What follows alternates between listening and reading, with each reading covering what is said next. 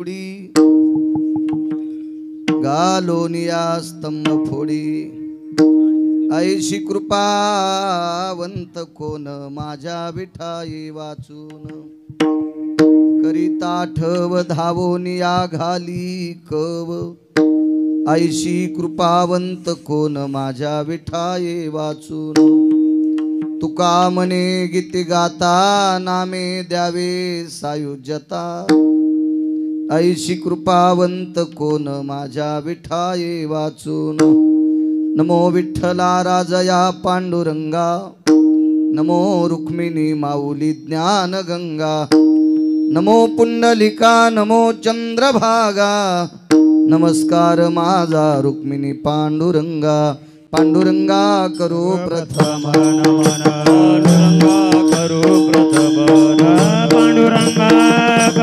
पांडुरंगा करू प्रथम नमन दुसरे चरण संताची त्यांच्या कृपादाने कथेचा विस्तारू बाबाजी सद्गुरु दास तुका मनोजवम मारुत तुल्य वेगम जितेंद्रियम बुद्धिमतां वरिष्ठम वातात्मजं वानरायुत मुख्यं श्रीरामदूतं शरणं प्रपद्ये नागेन्द्रहराय त्रिलोचनाय भस्मांगरागाय महेश्वराय नित्याय शुद्धाय दिगंबराय तस्मै नकराय नमः शिवाय शरदिंदु समाकारे परब्रह्म स्वरूपिणी वासरापीठ निलये सरस्वती नमस्तुते विठ्ठल शीत पावनाती भासती पंचानन समाना तया श्रोत्याची आचरणी जाना साष्टांग नमन करीतसु वाद्यभूषित पावनती प्रत्यक्षामरेंद्रा समान तयाची आचरणी जान साष्टांग नमन करीतसु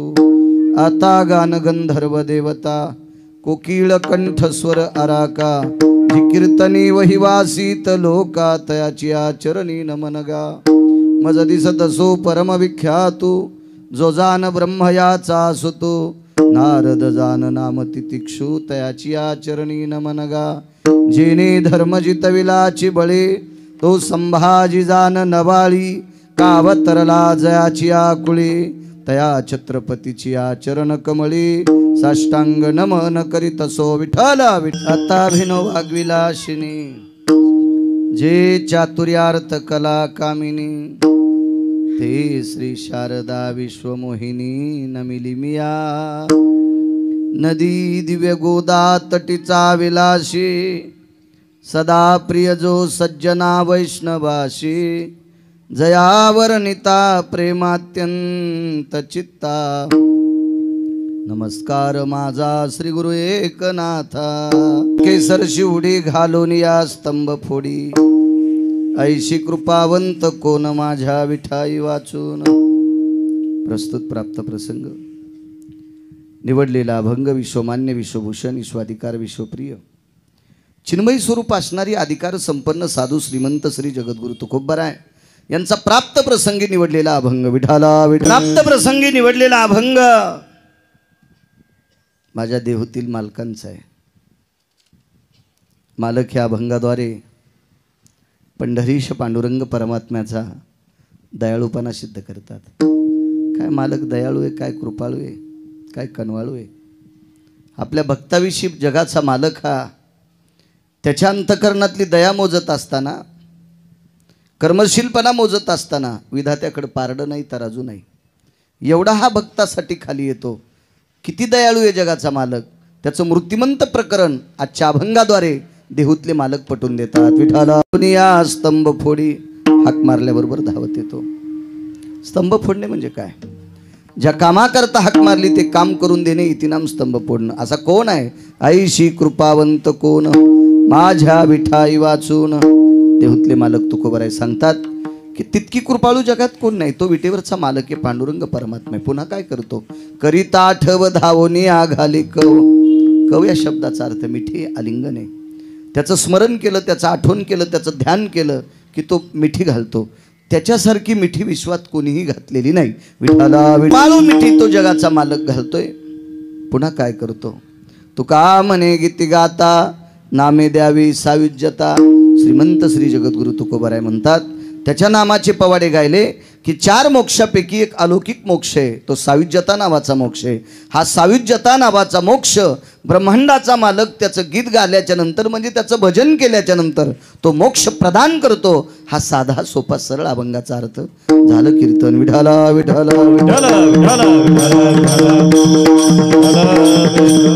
हाका कोणी मारल्या? हाक मारणारी कोण होती? हाकेचा दर्जा असतो. हाका प्रत्येकाला मारा वाटतात. हाक मारणे या शब्दाचा अर्थ काम सांगणे. हाक मारणे या शब्दाचा अर्थ काम सांगणे. असं कोणी आतापर्यंत हाक मारली का? रे इकडे रे, तुला 500 रुपये मी देणार आहे, असं म्हणण्यासाठी एकानेही हाक मारलेली नाही. हाका तीच माणसं मारतात की ज्याला हाक मारतात त्याला काम सांगत असतात. आणि मला असं वाटतंय हाक मारणाऱ्यांनी आपला दर्जा तपासला पाहिजे, आपली पात्रता तपासली पाहिजे, आपली योग्यता तपासली पाहिजे. माझ्याकडच्या भाषेत सांगायची झाली तर लायकी तपासली पाहिजे. आणि आपली जर त्या योग्यतेची लायकी असेल तर पुढच्या व्यक्तीला आपण हाक मारावा, हा विचार मंचातला पहिला प्रथम स्थितीतला प्रश्न आहे. आपण पात्रता नसताना हाका मारतो, याच्याकरता आपल्या पदरात अपमान पडतो. विठाला विठाला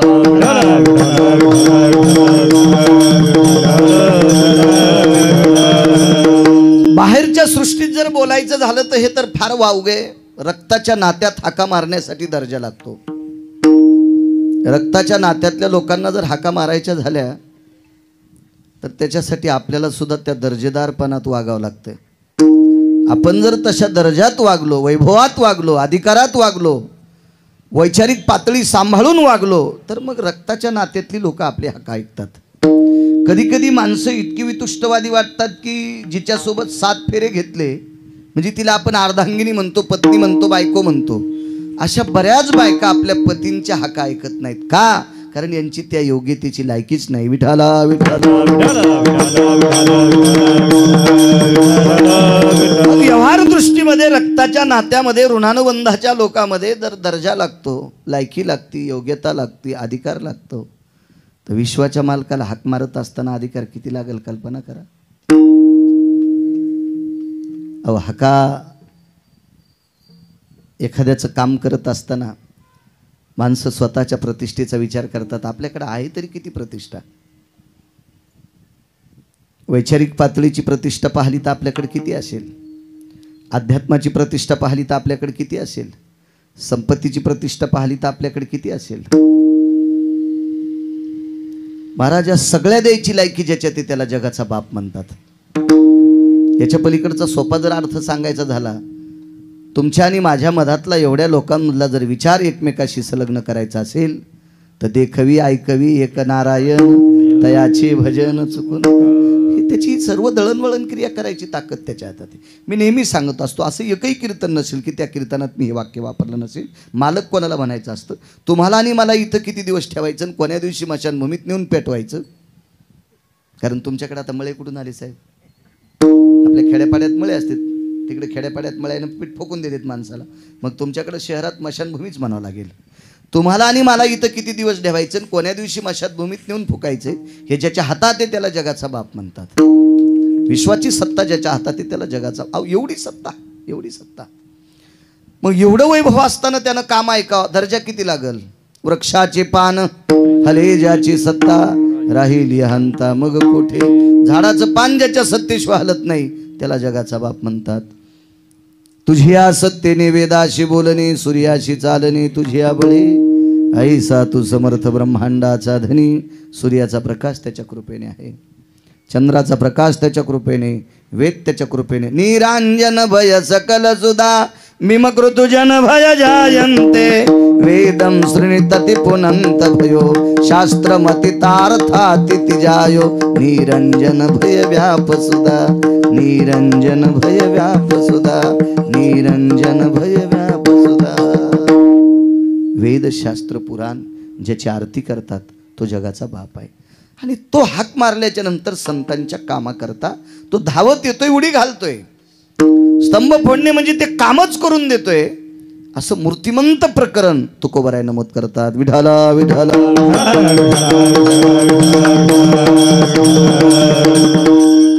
जेवढ्या हाका सांगता येतील तेवढ्या सांगण्याचा प्रयत्न करेल, मोठ्या श्रद्धेने, मोठ्या अट्टहासाने, मोठ्या असीम प्रयत्नाने चालत असलेला हा अखंड हरिनाम सप्ताह मला वाटते 25वं वर्ष आहे. या मायापुरीमध्ये अर्थाच्या सूत्राचं अधिष्ठान जिला म्हणतात ती ही मुंबई आहे. आणि या परम पावन अलौकिक अशा अर्थाधिष्ठित शहरात तुम्ही राहणारी माणसं माझ्या ज्ञानोबराय तुकोबरायच्या नामाचा जयघोष करता प्रथमतः तुम्हाला वंदन. एखादा म्हणीन महाराज तुम्हाला आमंत्रित केल्याबद्दल वंदन करता का? मुळीच नाही. तो माझ्या रक्तात गुण पण नाही, येणार पण नाही. एवढ्या धकाधकीच्या कालामध्ये मला असं वाटतंय उळीक साहेब रविवार असल्यामुळे थोडंसं काच बऱ्यापैकी हे शहर शांत आहे. नाही तर आम्हालाही 1-1.5 तास शिल्लक लागला असतं यायला. मला असं वाटतं तुमच्या शहरातल्या गाडीच्या टायरला सुद्धा नाही फिरल्या वाटत नसेल मी टायर आहे म्हणून. त्याला पण वाटत नसेल की मी टायर, एका दिवशी आज गाडी जर बाहेर निघली नाही ना ते म्हणतच नसेल मी टायर आहे म्हणून, ते म्हणत असेल मी आज दगड आहे. म्हणजे निर्जीव गाडीच्या टायरला सुद्धा रोज भ्रमंती करण्याची सवय. एवढं मोठं बिजी शहर, इंग्रजीत बोलतोय, व्यापक शहर, आणि तेवढ्या मोठ्या व्यापात तुम्ही धर्मासाठी वेळ काढला. पुनश्च तुम्हाला प्रणाम करतोय. ते बाळासाहेबजी तुपेस महाराज आदरणीय त्या साहेबांकडे खूप मोठा त्यांचा आग्रह फार दिवसापासून होता आणि त्यांची इच्छा होती गिरगावकरांनी आपल्याकडे यावं. तुपे महाराजांचा आध्यात्मिक क्षेत्रामध्ये ज्यांची गोडशी वर्णी आहे असे आदरणीय हरिभक्तीपरायण गुळीक साहेब डिपार्टमेंट क्षेत्रामध्ये आहेत. ते चला, पण मूळतः अगोदर ते वारकरी आहेत. वारकरी आहेत कारण आधार कोणालाही येत नाही आणि आधार आलेलं कधीच टिकत नसतं, कधीच टिकत नसतं, कधीच टिकत नसतं. एकदा एखाद्या भिंतीचं प्लास्टर पडलं ना त्याला कुठलंही केमिकल लावून त्याला जोडा, ते तितका चट्टात दिसतो. ते थिगळत दिसतंय. तुम्ही हो किती शहाण्याबाईनं पातळ शिव द्या, ते शिवल्यासारखंच वाटतं. ते मुळातलं मुळातच असतं. खरं तर अगोदर पिंड त्यांचा वारकरी आहे.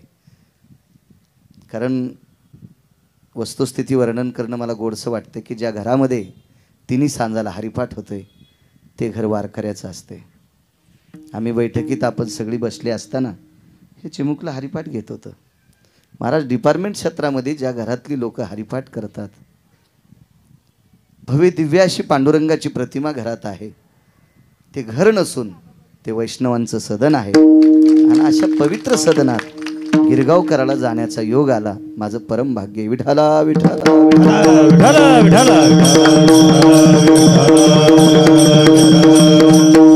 काही भ्रमिष्ठ लोकांची कल्पना अशी गुळीक साहेब की आम्ही देवाला फार मोठ्या हाका मारल्या पण देव आमच्या हाकेला धावत नाही, अशी काही भ्रमिष्ठ लोकांची कल्पना आहे. त्यांना एक वाटत नसेल का देवाला आपण हाका मारतो पण देवाने आपलं काम ऐकावं अशी लायकी आहे का आपली? आपला तो दर्जा आहे का? आपण वैचारिक पातळी सांभाळली का? आपण या विश्वात कशा करता आलोत याचं तरी आपल्याला भान आहे का? आणि हे भान हरपलेल्या माणसांनी देवाला काम सांगावा आणि देवानं ऐकावा. माझ्या भाषेत सांगेल त्याच्या गोळ्या संपल्यात का? कोणाच्या सांगायलो का? देवाच्या. तो वेडा आहे का? तो पागल आहे का? त्याला काही कळत नाही का? अहो, ज्यांना काहीच कळत नाही ती काम ऐकत नाहीत तर त्याला किती कळतं याचा विचार करा ना तुम्ही. देव चतुर जाणून अंतर वर्ततसे किंवा चतुरा तो शिरोमणी गुण लावण्याची खाणी मुकुट सकळा मनी धन्य तुझी विठोबा. बऱ्यापैकी पुस्तकं पाठ करून गुळीक साहेब तुम्ही अधिकारी झाले पोलीस डिपार्टमेंटमध्ये.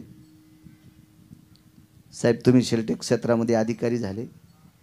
तुम्ही जरी हुशार असाल पण तुमच्यासारख्या हुशाराला जनजन्माला घातले तो किती हुशार असेल याचा विचार करावा लागेल की नाही?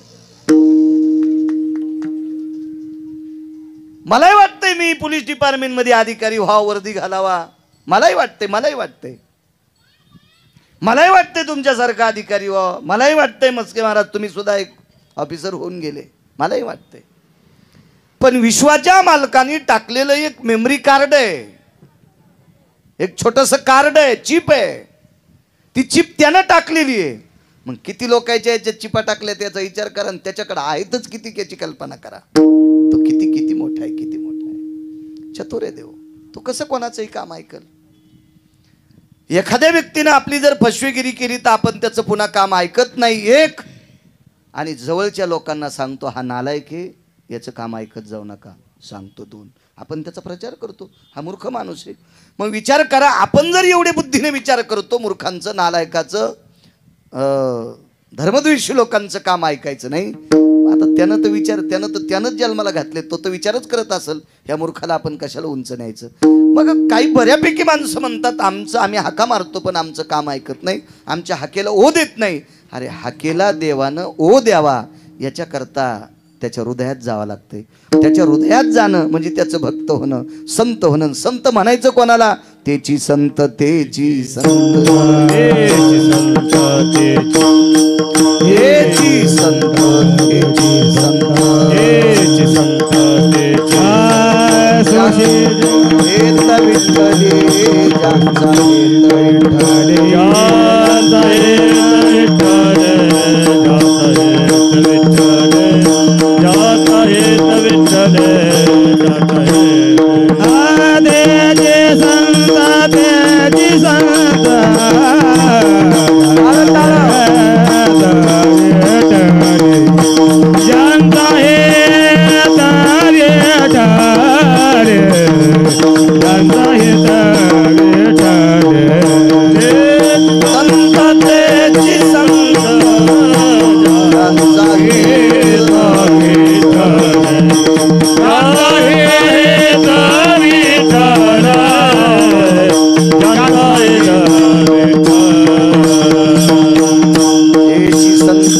संत ज्यांचा भेत विठ्ठली. महाराज अविरत ज्यांचं अंतकरण देवाविषयी झुरतय त्यांचं काम करेल ना, ते कोणाचं कसं करेल? किंवा विषय तो त्यांचा नावडे जनधन माता पिता, या लोकांची काम ऐकत आहे, ती कोणाची ऐकत नाही. महाराज त्याला आवडलेल्या माणसांची हाक मारल्यावर काम ऐकतोय, काही नवल नाही, काही नवल नाही. त्याला आवडणाऱ्या लोकांची नाही हाका मारले तरी काम करतोय, नाही नाही नाही हाका मारली तरी काम करतोय. एक मुद्दा मांडतो तुमच्या पुढे आठवला म्हणून. एका घरामध्ये 14 माणसं झोपलेली आहेत.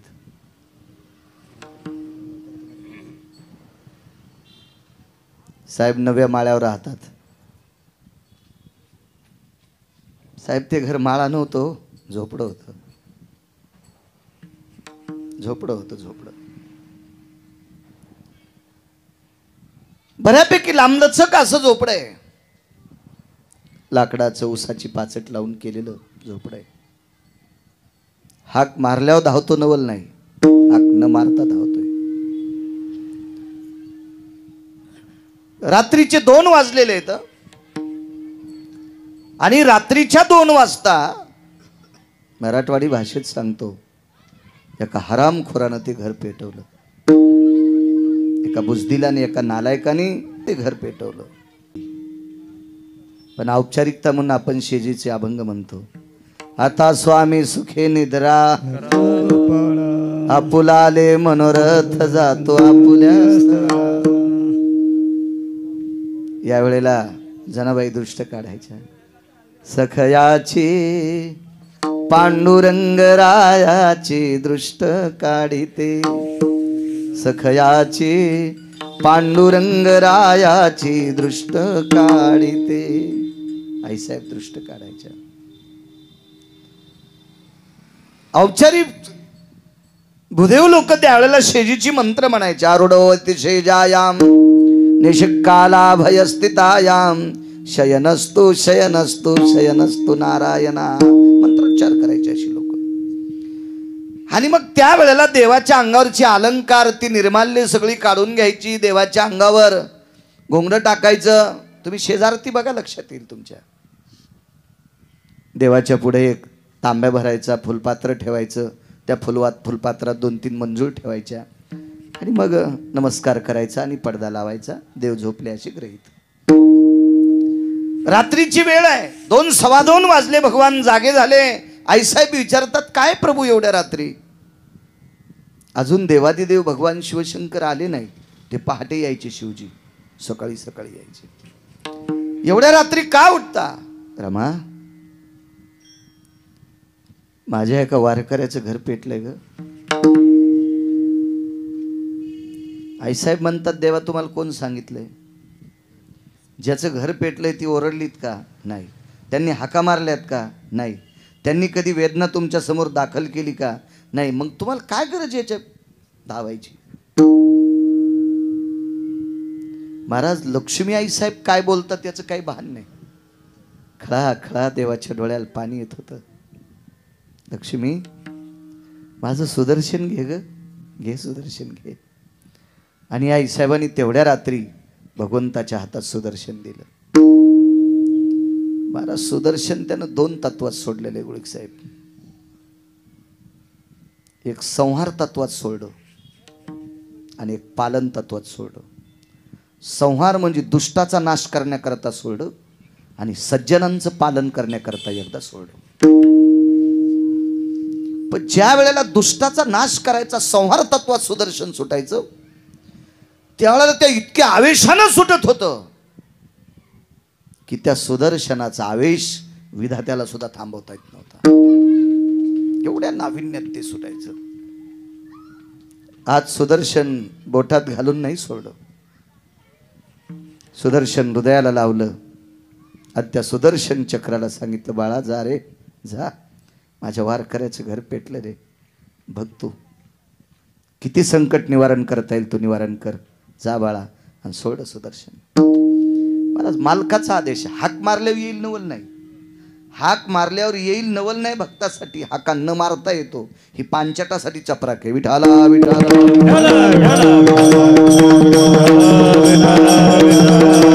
संप्रदायामध्ये भ्रष्टगिरी करणाऱ्या लोकांसाठी चपराक आहे. एक जण म्हणे, संतांकडे म्हणे चमत्कार असतात. संतांकडे नुसते चमत्कार नाही, संतांचं जीवनच चमत्कार आहे. तू काय त्यांच्या चमत्काराची विचार करतो? तुझी लायकी आहे का पांचटा? संत संत आहेत. संतांकडे चमत्कार घडतात, चमत्कार होतात असतात, हे सोडून द्या. संतच चमत्कार आहेत. वाल्याने किती माणसं मारले तुमच्या डिपार्टमेंट मध्ये लिहिता येईल? कारण रामायणात नाही ती आरती तुमच्याकडे कुठून लिहिता येईल साहेब? तुमच्याकडे गुन्हेगारी नोंद असती, याने एवढी माणसं मारले, यानं असं असं केलं, यानं इथं चोऱ्या केल्यात, या सगळ्या गोष्टी असतात. वाल्याने माणसं मारली इतकं माहित आहे, पण किती मारले भारतातल्या रामायणकारानं सांगायचं नाही. भारतातल्या बोलतोय बरं का मी, भारत देशातल्या रामायणकारानं सांगायचं नाही. बाकीचं काय गरज आहे आपल्याला? फुकट कळण शेंडी वळवळ कशाला इचकायचं दुसऱ्याचं? आपण काही गरज आहे का आपल्याला त्याच्याहून? नाही सांगू शकत कोणी इतकी माणसं मारली. मग एवढी माणसं मारून सुद्धा विश्वाचा मालक त्याच्या लेखणीत थांबावा. केले रामायण सामान्य चमत्कार आहे. याच्या पुढे कोणता चमत्कार दिसेल तुम्हाला सांगा बरं? ज्याने एवढी माणसं मारली त्या वाल्याचे वाल्मिक झाले, वाल्मिकाचे वाल्मिक ऋषी झाले आणि वाल्मिक ऋषीचे महर्षी वाल्मिक झाले. आणि त्यांनी जसं लिहावं तसं पंढरपुरातला मालक 7व्या अवतारात त्यांच्या लेखणीत वागला. याच्या पलीकडचा चमत्कार कोणता आहे? अहो, चमत्कारच इथं नमस्कार करतोय. हे संतांचं जीवन आहे. विठाला विठाला.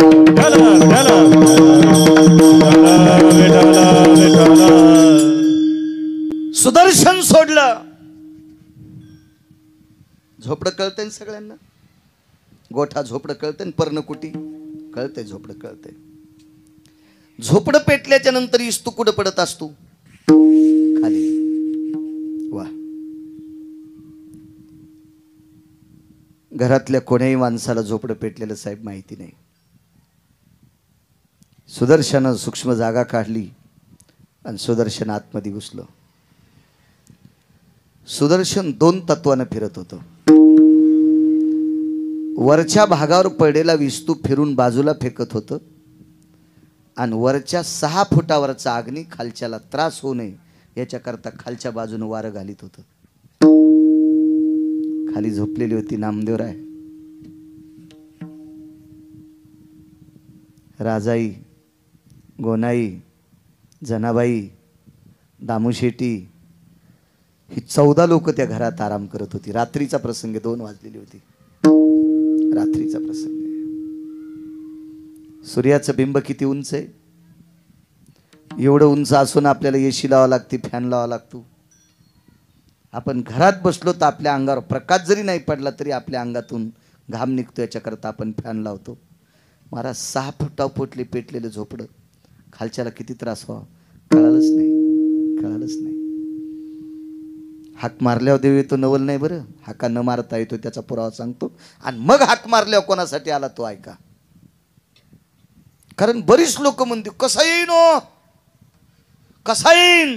असा येत असतो सुमळ्या, असा येत असतो. हाका मारल्यावर येतो नवल नाही, न मारता कसा येतो पा. पण त्याच्यासाठी आपला दर्जा सुद्धा तसा लागेल, आपलं वागणं सुद्धा तसं लागेल, आपलं अंतकरण सुद्धा तितकं कोमल लागेल, आपल्या भक्तीचं टोक सुद्धा तितकं टोकदार असलं पाहिजे की ते टोक कोणाला धरता येऊ नये असलं टोक पाहिजे. आणि मग त्या घरात एक व्यक्ती होती, माझ्या माईंनो तुमच्यातली एक स्त्री होती. ती स्त्री 13 लोक झोपल्याशिवाय झोपत नव्हती. वाक्य नीट ऐका. 14 लोकांचं कुटुंब होतं. ती स्त्री घरातले 13 लोक झोपल्याशिवाय झोपत नव्हती आणि 13 उठायच्या अगोदर उठत होती. 13 झोपल्यावर झोपत होती आणि 13 उठायच्या आधी उठत होती. अशी स्त्री होती. तिचं नाव होतं जनाबाई. काय अधिकार असेल त्या माऊलीचा. विश्वाचा मालक तिच्या ताटात जेवत होता. नामयाची जनी कोणती भाव, जेवी पंढरी रावती सवे. जगाचा बाप जेवायचा. आणि त्या जनाबाई उठलेल्या आहेत. पाहला आकाशाकडे तर चांदण्या, चंद्र, पूर्ण आकाश प्रपटल दिसत आहे. तसं नामदेवरायच्या घरातून चांदण्या दिसत होत्या. मी सांगत नाही. केळीवरी नारळी घर चंद्रमोळी, जानत शियाळे नामयाची. चंद्रमोळी घर होतं.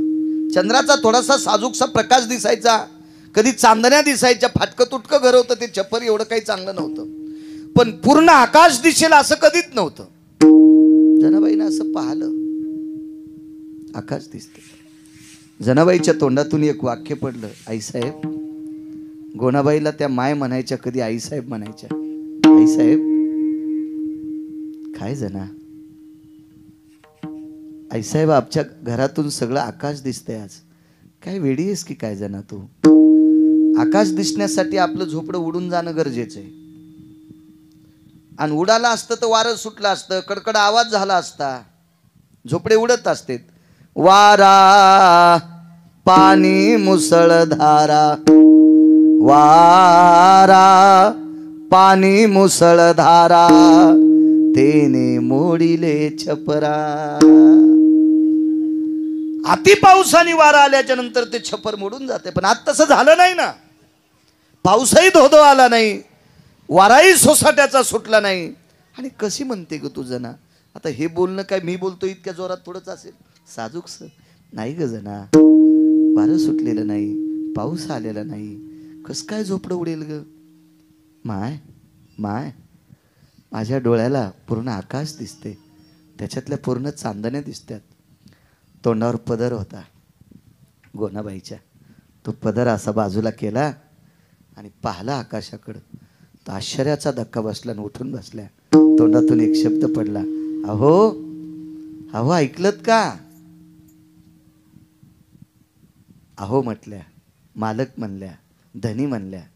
त्या म्हणल्या नाही, विवेक हे जीवन, हे पहारे आपला छत उडून गेला रे जीवन, हे अनिरुद्ध, असं नाही म्हटली. त्या गोनाबाई होत्या, त्या गोनाबाई होत्या. अहो ऐकलत का मालक, आपला निवारा निघून गेलाय. दामूशेठी उठले, पाहिलं, श्री विठ्ठल श्री विठ्ठल श्री विठ्ठल. नुसतं पाहिलं नाही तर बाजूला अग्नीचे निखारे होते. खळखळा डोळ्यातून पाणी आलं. नामा, ए नामा, जी बाबा, जी जी बाबा. ज्याचा मुलगा बापाला इतका आदरानं बोलतोय ना, त्यानं म्हणायचं मी स्वर्गात आहे. त्यानं म्हणायचं मी स्वर्गात आहे. जे मुलं आईवडिलाचा आदर करतात ना, त्यांना म्हणायचं मी माणसाच्या जन्माला आलो. जे मायबापाचा आदर करत नाहीत का, मी शरीर जरी माणसाचा असेल पण आतला आत्मा माझा रानडुकराचा आहे. विठाला विठाला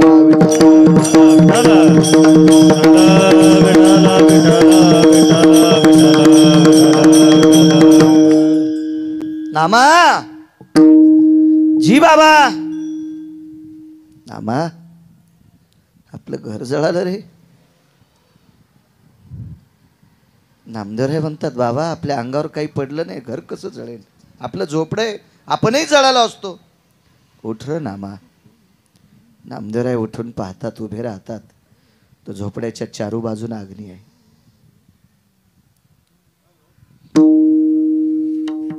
राजाबाई जवळ आल्या.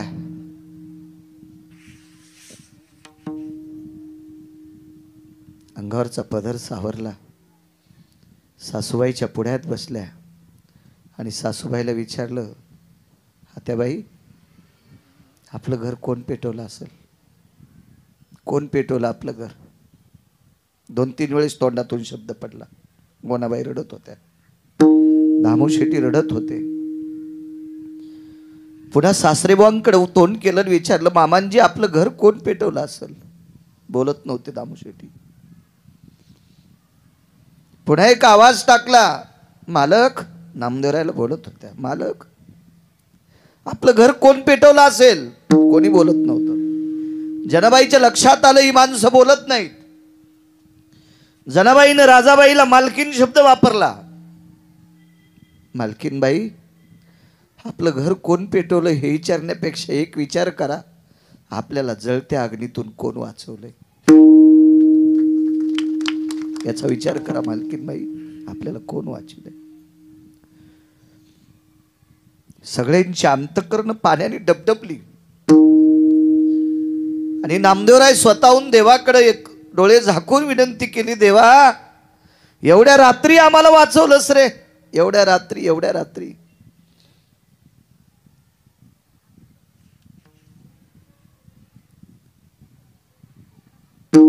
यमधर्माच्या दरबारात सुदर्शनाला आमंत्रित केलं. यमधर्माच्या दरबारात सुदर्शनाला आमंत्रित केलं. सुदर्शन म्हणजे चक्र. आमंत्रित केलं आणि त्या सुदर्शनाला देवाचे काही भाव विचारले की तुझ्या मालकाच्या बोटात राहतोस, त्या मालकाच्या काही कथा सांगतो का आम्हाला, त्याचे काही चरित्र सांगतोस का. तर सुदर्शन चक्र बऱ्यापैकी संतांचं चरित्र, देवाचा भाव, संतांवरचं प्रेम सांगत असताना सुदर्शन बोलत होतं. पण ज्या वेळेला नामदेवरायचा प्रसंग सांगत होतं त्यावेळेला सुदर्शन रडत होतं. सुदर्शन रडत होतं. तर यमधर्माने प्रश्न केला, को रुदंती भवा सुदर्शन, हा हे तू कशा करता रडतो रे. ऐका म्हणे यमधर्म महाराज, नामदेवरायच्या घरी काही काम पडल्याच्या नंतर सगळी माणसं झोपलेली आहेत. सगळी माणसं झोपलेली आहेत. साहेब झोपलेली हाका कशी मारतील, मारू शकत नाहीत. आणि झोपलेली हाका मारीत नाहीत, पण पेटलेल्या झोपड्याचा वीज तू खाली पडल्यावर वाचत होती का, हे पण नाही, हे पण नाही. दृष्टांत संपला. नामदेवरायचं घर पेटल्याच्या नंतर एकालाही माहित नाही, माहित नाही ती आरती सगळी झोपलेली आहेत. आणि झोपीत कोणी हाक मारू शकत नाही. हाक न मारता जगाचा मालक येतोय. कोणासाठी? भक्तासाठी. हाक न मारता जगाचा मालक भक्तासाठी येतोय. मग हाक मारल्यावर येणार नाही असं डोक्यात तरी कशाला ठेवता. सांगता तुम्हाला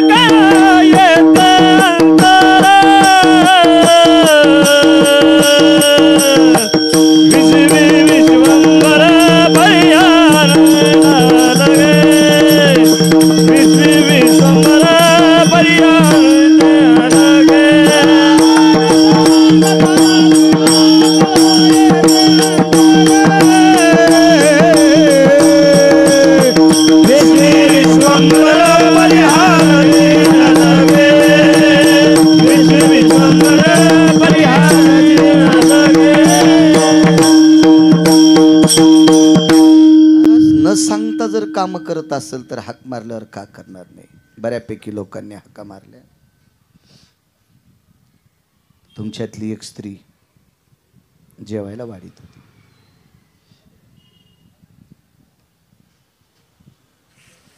बरं, जेवायला त्या स्त्रीला वाढता येतं जिला स्वयंपाक रुचकर करता येतो, तिला वाढता पण चांगलं येते. कसा सुगंध होता स्वयंपाकाचा मगाशी, आम्ही खाल्ला, तुम्ही नुसता पाहिला.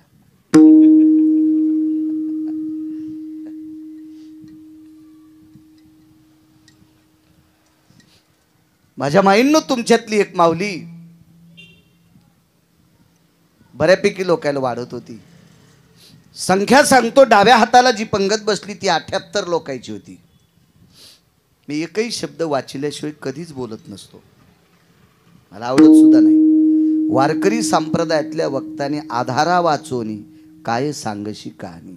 संसाराच्या अंगी अवघीच व्यसनी आम्ही या कीर्तने, किंवा कीर्तन चांग होयांग हरिरूप. इथं बोधावर आरूढ असलेल्या गोष्टी ऐकायच्या, गोष्टी म्हणण्यापेक्षा गप्पा ऐकायच्या, गप्पा म्हणण्यापेक्षा विवरण ऐकायचं, विवरण म्हणण्यापेक्षा वाणीवर प्रभुत्व असलेलं ऐकायचं. इथं काही गप्पा ऐकायच्या नाही. ठीक आहे, बऱ्यापैकी समाजामध्ये 2-3% लोकांना साहेब, इतक्या लोकांना बाकीच्या भानगडी कीर्तनात आवडत असतील, पण या नालायकांना जर बाकीचं आवडत असेल तर तुमच्यासाठी विश्व मोकळा आहे. बऱ्यापैकी तुमच्याकडे भिंतीसारखे मोबाईल आहेत, कपाटाला आरशे लहान इतके आरशे तुमच्या मोबाईलचे आहेत. तुम्हाला काय त्याच्यात नालायकपणा पाहायचा असेल तर तिथं पहा, पण या गादीहून मात्र तो नालायकपणा ऐकण्याचा किंवा पाहण्याचा दृष्टिकोन अंतःकरणात ठेवू नका. देवाला सुद्धा कळणार नाही तुम्हाला कोण्या नरकात टाकावं. विठाला विठाला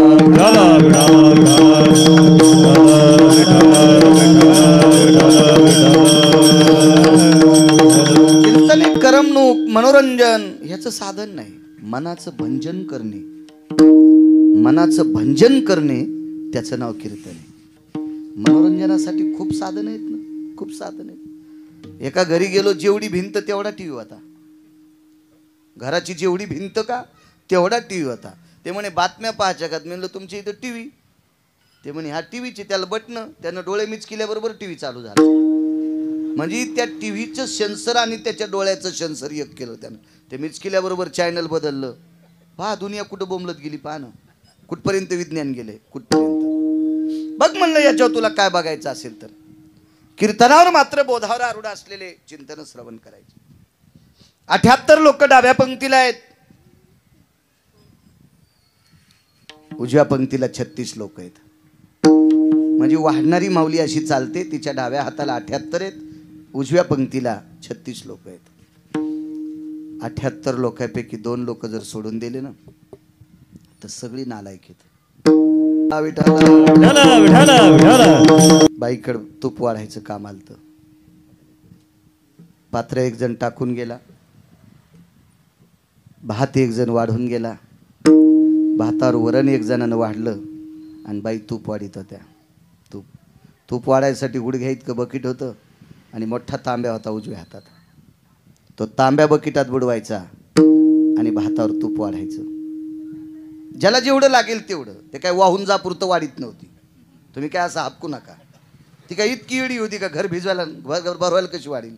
तुम्हाला जेवढं आवडेल तेवढं, फक्त वाढायला औदार्य संपन्न स्त्री होती ना साहेब. ती तांब्या होता तिच्याकडे अर्धा किलोचा, ती भरून घ्यायची तुपानं आणि ते भात भिजेल इतकं तूप वाढायची. कोणाला आवडत नसेल कमी वाढायची, कोणाला भात भिजूनही थोडंसं आवडत असेल तेवढं वाढायची. कमी नव्हतीच ना तिच्याकडं. ती एका राजघराण्यातली स्त्री होती ना, आणि तो असा राजघराणा नव्हता ना आपलंच घर भरणारा. नाही, असा राजघराणा नव्हता ना तो आपलंच घर भरणारा. घरी आल्याच्या नंतर प्रत्येकाचं उदर भरल असा विचार करणारा राजघराणा होता. आणि मग ती तूप वाढलं तिनं 2-4 लोकांना. 5व्या-6व्या व्यक्तीला तूप वाढत असताना तिच्यावर एक घोर संकट आलं. ते संकट म्हणजे तिच्या चोळीचं बेरडं सुटलं. कळणार नाही काही काही मावल्यांना. जुन्या एखाद्या माऊलीला लक्षात येईल चोळीचं बेरडं काय असतं.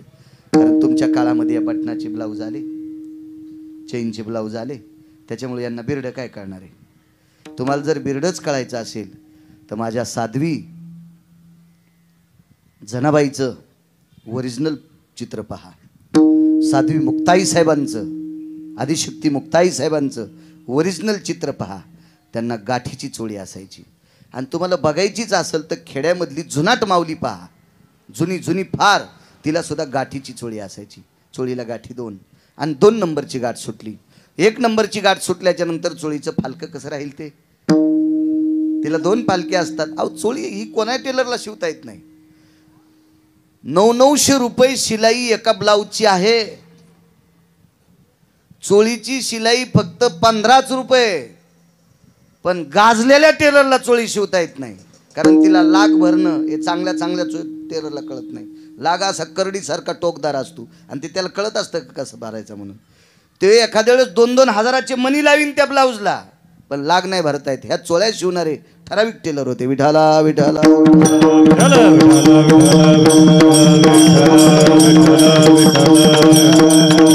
2 नंबरची गाठ सुटली म्हणजे वरची गाठ सुटली. आणि गाठ सुटल्याबरोबर त्या माऊलीच्या लक्षात आलं आपली गाठ सुटली. डाव्या हातात तुपाचं बकेट, उजव्या हातात तुपाचा तांब्या आहे. पण बाईनं तो तांब्या त्या बकेटात टेकल्याबरोबर एका हरामखोर व्यक्तीनं पाहिलं. त्या व्यक्तीचं नाव होतं साहेब इनमक. पुराण पहा, लक्षात येईल तुमच्या. कधी नाव ऐकलेलं नसेल, कारण हा तुमचा दोष नाही ना, हे आमचे पाठ करीत नाहीत याच्याकरता तुम्हाला ध्यान होत नाही. विठाला विठाला विठाला विठाला विठाला पाहुणी ग्रंथ करावे कीर्तन. ग्रंथ बघायचे, पुराण पाहायचं, भागवत पहा, वाढवावा आवाज, रामायण पहा, ज्ञानेश्वरी पहा, गाथा पहा, संत चरित्र पहा, लक्षात येईल तुमच्या. अहो भागवत तर प्राणची कीर्तनकाराचा. भागवत हा कीर्तनकाराचा प्राण आहे. पण ऐकावं तसंच लागेल अधिकाऱ्याचं आणि वाचावही तसंच लागेल. त्याच्यासाठी आपल्यासाठी ती दृष्टी लागेल. नाही तर मग आपण तर एरवी ऐकतोच. आणि कोणी सांगतंय, कोणीच सांगायलंय, त्याला नाही अर्थ. त्याचा सखोल अभ्यास करून श्रोत्याच्या पुढे मांडणं, त्याला कथा म्हणत असतात. महाराज पुढच्याची व्यथा संपवती तिचं नाव कथा. पुढच्याची व्यथा संपवती तिचं नाव कथा. पुढच्याची व्यथा वाढवते ह्या तुमच्या आमच्या कथा. इन्मक नावाचा व्यक्ती, वाक्य नीट लक्षात ठेवा माझ्या माईंनो. इन्मक कोणाला म्हणतात? या पवित्र देशातल्या स्त्रीचं शरीर उघडं दिसल्याच्या नंतर त्याच्या अंतःकरणात काम उत्पन्न होतो, त्याला इन्मक म्हणतात. आजही इन्मक तपासता येतात ना आपल्याला. तो द्वापार युगातला इन्मक होता. इन्मक त्याला म्हणायचं एखाद्या या पवित्र ललनेचं. या भारत देशाची श्रीमंती म्हणजे या देशाची स्त्री आहे. ज्या घरी कुल स्त्रिया राज्य राणी व संपत्ती. या देशाची कुलवान संपत्ती कोण असेल तर तुम्ही आहात माझ्या माईंनो. ज्ञानोबराय, तुकोबराय, नामदेवराय, चोखोबराय, नाथबाबा, सावता महाराज तुमच्या पोटी जन्माला आले. रयतीचे राजा छत्रपती शिवाजी महाराज तुमच्या पोटी जन्माला आले. महाराणा प्रताप धर्मनिरपेक्ष राजा तुमच्या पोटी जन्माला आले. या देशातले आधारीव लोक यांच्या पोटी जन्माला आले. मग रत्नांना जन्म घालणारी स्त्री किती नंबरचं रत्न असेल याचा विचार करा. म्हणून तुम्ही सर्वात श्रीमंत संपत्ती या देशाची काय असेल ते या देशाची स्त्री आहे. आणि अशी ती पवित्र स्त्री, या पवित्र स्त्रीचं अंग बघितल्याच्या नंतर ज्याच्या अंतःकरणात कामाचा डब्बा पेटतो त्याला इन्मक बनतात. तो महाभारतातला नालायक व्यक्ती होता, पांचट व्यक्ती होता इन्मक. हा गांधार देशाच्या राजाचा मित्र होता. गांधार देशाचा राजा म्हणजे कौरवांचा मामा, त्याचं नाव आहे शकुनी. हा गांधार देशाचा राजा. आणि आवाज दिला राजे, म्हणजे डोळ्यानं खुणवलं. आणि शकुनीनं पाहिल्याबरोबर त्याच्या बाजूला त्याचा भाचा बसलेला होता. तो दुर्योधन होता. दुर्योधन मुळता वाईट नव्हता. दुर्योधन मुळात वाईट नव्हता. दुर्योधन वाईटाच्या संगतीत गेल्या वाईट झाला. म्हणून तुझ्या वयातल्याने वाईटाच्या संगतीत जाचच नाही. वाईटाच्या संगतीत गेले की त्याचे पडसाद अंगावर पडतच असतात. हा निसर्गाचा नियम आहे. त्याची मांडी दाबली. भाषेबुवा, तुमच्या वहिनी साहेबाच्या चोळीची गाठ सुटली. महाराज जेवता जेवता हळू आवाजात दुर्योधनाने एक वाक्य सांगितलं होतं. मामाश्री, भाच्याची बायको ही मामाला लेकी समान असते. भाच्याची बायको ही मामाला लेकी समान असते, मग सख्खा भासा काय चुलत भासा काय ही तुम्हाला लेकी समान आहे. तर शकुनीनं सांगितलं, पांचट गप्पा मला सांगतो, पुराण मला सांगतो, शास्त्र मला सांगतो, नियतीचे डोस मला देतो मूर्खा. तुझ्याकरता घरावर तुळशीपत्र ठेवून तुझ्याकडचे तुकडे मोडायला तू मोठे व्हा, म्हण मला तिला वाढ म्हणावं. आणि मग मामाने फूस दिली. अजून 4 लोक होते, त्या नालायकानं फूस दिली. आणि मग हा दुर्योधन बरसला, वहिनी तूप वाढा नाही तर आम्ही उठलो बरं का. तुपाचा तांब्या बकेटात टाकलेला होता, पण बकेट डाव्या हातात होतं. हे बकेट खाली ठेवून चोळीची गाठ मारावी असा भाव जागा झाला, पण तेवढ्या अवकाशात दुर्योधन बरसला. आणि एकूण ह्या 36 लोकांपैकी एक व्यक्ती होती, त्या व्यक्तीचं नाव होतं धर्मराज. आणि धर्मराजांनी पाहलं, सांगितलं, वाढ द्रौपदी वाढ वाढ. पण धर्मानं बकेट का घेतलं नसावं वाढायला? शंका येते, बरं शंका येते. पुरेपूर अभ्यास केला असता, पण मी त्यावेळेला नव्हतो ना तिथं. महाराज बायकोच्या चोळीची गाठ सुटली आणि तरी पापी वाढ म्हणत असताना नवरा जर वाढ म्हणत असेल तर शंका येते हो, असं धर्मानं का केलं असावा? असं अर्जुनानं का केलं असावा? असं भीमानं का केलं असावा? असं नकुल सहदेवानं का केलं असावा? कारण का असावा मला अजून सापडलेलं नाही. ज्या दिवशी सापडेल त्या दिवशी कीर्तनात नमूद करीन.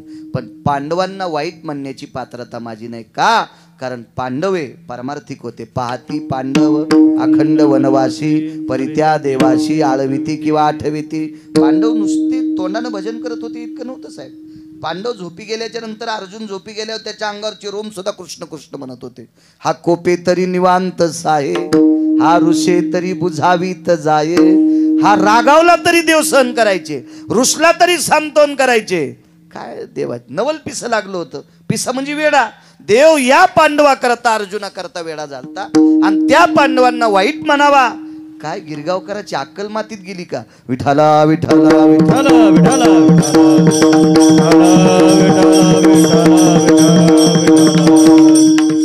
धर्माने वाढायला सांगितलं. द्रौपदीच्या लक्षात आलं आपला कोण वाली आहे. तर देवाला आवाज दिला, देवा 36 लोकांचे बाकी सगळे उठून गेले, 5 शिल्लक राहिले. 5 पतीचे बाकीचे उठले, उजव्या पंक्तीचे लोक थांबली नाही. चोळीची गाठ सुटली असं कळाल्याबरोबर एकही पंक्तीत बसलेला नाही. पात्राला नमस्कार केला, निघून गेले. पण पांडव होते 5. आता पतीनं शरीर उघडं पाहिलं का, झाकलं पाहिलं का, याच्यात राग नाही, लोभ नाही, द्वेष नाही, मत्सर नाही, वैषम्य नाही, काही नाही. पण 78 लोकांपैकी द्रौपदीला फक्त 2च लोकांना शरीर पाहावं असं आवडत नव्हतं. ते 2 लोक म्हणजे भीष्माचार्य आणि द्रोणाचार्य होते. हाकेसर शिवडी सांगतोय, भगवंताला हाक न मारता आला त्याचा एक पुरावा द्याला, हाक मारल्यावर येतोय याचा पुरावा आहे. विठाला विठाला. 2 लोकांनी मात्र साहेब आपलं शरीर बघू नये असं द्रौपदीला वाटत होते. 2 म्हणजे सामान्य नव्हते महाराज. भीष्माचार्य म्हणजे सामान्य व्यक्ती नाही ना. ब्रह्मचर्यातलं मूर्तिमंत टोक कोण असेल तर भीष्माचार्य होते. आणि शस्त्रविद्येतलं मूर्तिमंत टोक कोण असेल तर द्रोणाचार्य होते. द्रोणाचार्यापासून विद्येचा खेळ ही जी विद्या होती का, ही द्रोणाचार्यापासून होती. तर द्रोणाचार्यानं शिकल्यावर विद्यार्थी किती हुशार होत होता हे लांब सोड भया. द्रोणाचार्याचा मातीचा पुतळा केला या देशातल्या लाहोर चित्र सशी रांडुकर धरणाऱ्याच्या पोरानं. तो एकलव्य होता भिल्लपुत्र. श्री गुरुचेनी नावे माती डोंगरी जायापाशी होती, त्याने कुळीये त्रिजगती एकवध केली. तर साहेब जगात 3 नंबरचा विद्यार्थी झाला. 1 नंबरचे राजा दशरथ, 2 नंबरचे द्रोणाचार्य आणि 3 नंबरचा एकलव्य. अर्जुन नाही बरं, 3 नंबरचा एकलव्य. 3 नंबरचा एकलव्य कोणाकडे पाहिलं होतं? मातीचे द्रोणाचार्य, मातीचे द्रोणाचार्य. काय महाराज ताकद असेल या लोकांची, काय भीष्माचार्यांचा अधिकार असेल. इथं मात्र माझी एक शंका आहे की भीष्माचार्य आणि द्रोणाचार्य चोळीची गाठ सुटलेल्या तूप वाढत असलेल्या पंक्तीत का बसले? तर महाभारतातल्या एका श्लोकाचा एक उत्तरार्धातला थोडासा तुकडा आठवला. तो घरी गेल्यावर श्लोक वाचा. मी काही गुत्ता घेतला नाही, कारण सगळ्या गोळ्या एक खाट्या दिल्या की रिॲक्शन येत असते. म्हणून कोणताही डॉक्टर सांगतो एक आता घ्या, एक दुपारी घ्या, एक संध्याकाळी घ्या. त्याच्यामुळे तो श्लोक घरी गेल्या वाचा ना. डोळे दिलेत देवानं तुम्हाला, भिंतीसारखे मोबाईल दिले, तर मला तरी मोबाईल साधा आहे. म्हणजे माझ्याकडे पैसे नाहीत असा विषय नाही. साहेबाला माहिती पैसे माझ्याकडे भरगतच आहेत. मी आधीच बोंबवलो पुन्हा पाईप आहे म्हणून. मी काय चोरून थोडं सांगतो, आहेत माझ्याकडे पैसे. आता कशाला 90 वर्ष लुगडं घातलं, म्हातारपणी कशाला गाऊन घालू आता. त्याच्यामुळे आपल्याला याच्यावर मरायचं, आता दुसरं लुगडं नको. आता म्हातारपणी घ्यायचा, पोट्ट घेईल काय, सोन्याचा घेईल, चांदीचा घेईल, दगडाचा घेईल, मातीचा घेईल, काय त्याला करून ठेवलंय सगळं करीत ते. आपण आपल्या याच्यातच राहायचं.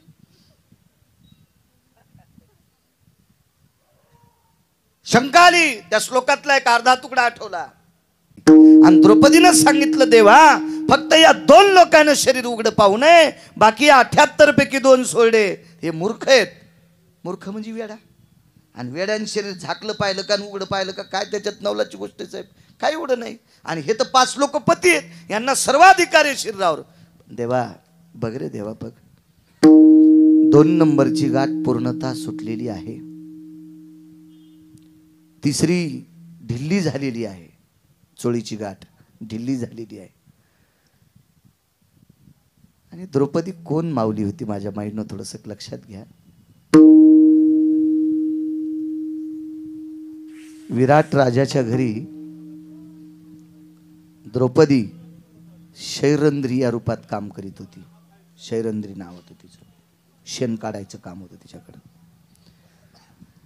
पण कौरवाच्या कानावर एका चिकित्सक व्यक्तीने वार्ता दिली, अर्जुनाच्या अंगावरचे रोम कृष्ण म्हणतात, पण अर्जुनाच्या अंगावरचे रोम जर जमिनीवर पडले तर कृष्ण म्हणत नाहीत.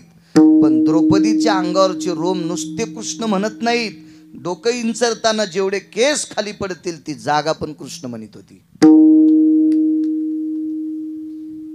महाभारतात बघायचं नाही बरं हा पुरावा, हा दुसऱ्या पुराणात बघायचा. दुसऱ्या पुराणात महाभारत पाहिल्यावर पुन्हा तुम्ही म्हणताल गिरगावच्या बाळू महाराजांनी कशातलं सांगितलं.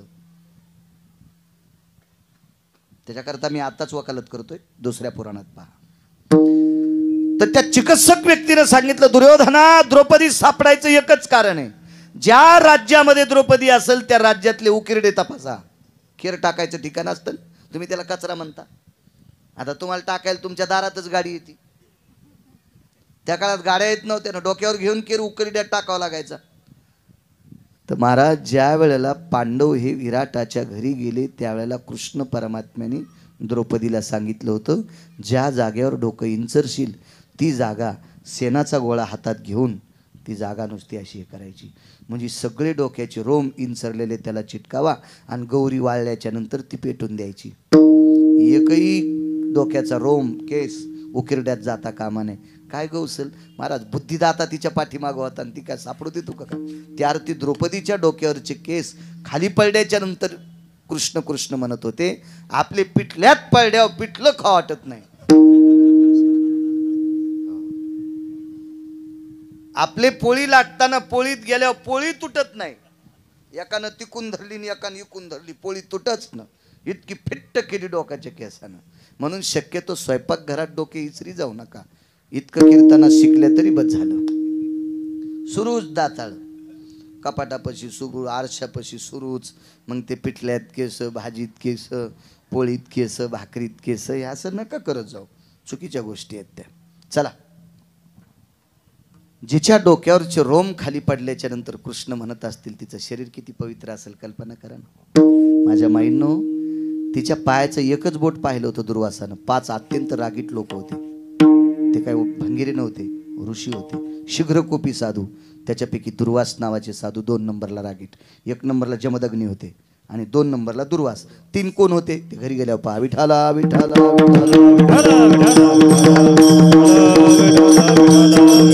5 साधू अत्यंत रागीट. त्याच्यापैकी दुर्वास नावाचे साधू 60,000 शिष्य घेऊन गेले.